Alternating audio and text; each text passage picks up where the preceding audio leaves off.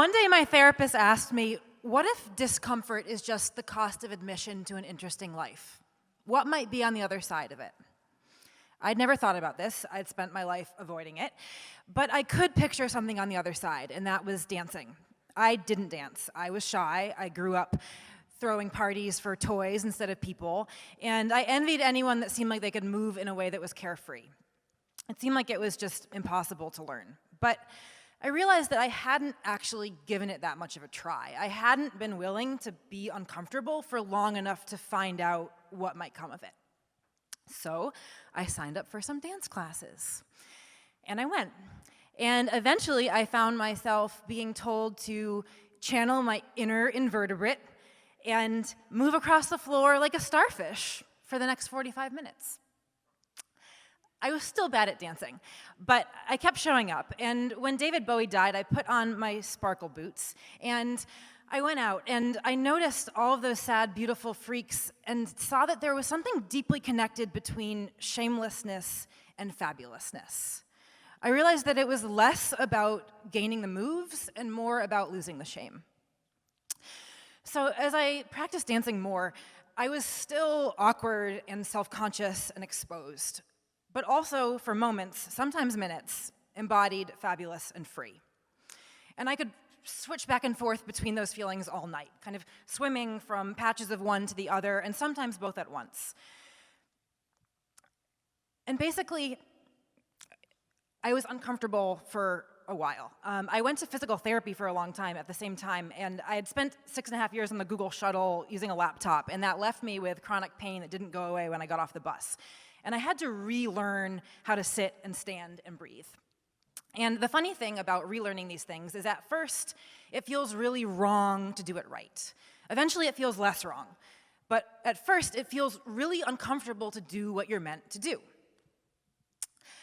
So I'd felt stuck for a long time in my head and in my body.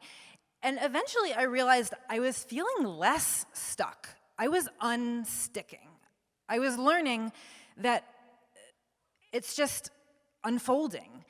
And that unfolding is the work and the dance and life, and it's all just happening. One of the things that happened was I started throwing large dance parties. I teamed up with a friend. It went well, and there's lots that's weird about going from being someone that doesn't go to parties to throwing parties, but I'll just say that Young Republicans, a benefit for Planned Parenthood, was a 100-person charity benefit that was also a sex party. It started as a joke. I decided to make it real. I'd never been to a sex party, but we rented a mansion and got some patriotic decorations and had people dress up like Reagan-era Republicans. And leading up to it, in the week leading up to it, I developed an eye twitch from the fear of it all. There was a lot about this that was uncomfortable. But it went great. It was weird and beautiful and raised money for a good cause. And at the end, the eye twitch faded, and in its place was this feeling of a proud heart. My body had told me to flee, but I had stayed. This was a wonderful kind of uncomfortable. And it got me wondering, what if nervousness and excitement are the same thing? The twitch had seemed like a warning sign, but what came after it was so good. It kind of reminded me of dancing, where I could swing back and forth between terror and exhilaration, and sometimes catch that glimpse of both at once, and realize they might be the same thing. Now I wonder, how could we build muscle memory around that? To kind of remind ourselves that the moment we feel we want to flee is sometimes a good time to stay. That the twitch that feels like a warning might just be a sign that there's something interesting around the corner on the other side. So one answer is to cultivate the observing and noticing self. Gain some distance between the part of you that's nervous and the part that can observe that part. It turns out the part of you that can observe how uncomfortable or afraid you feel is the same part of you that can decide to stay in spite of it.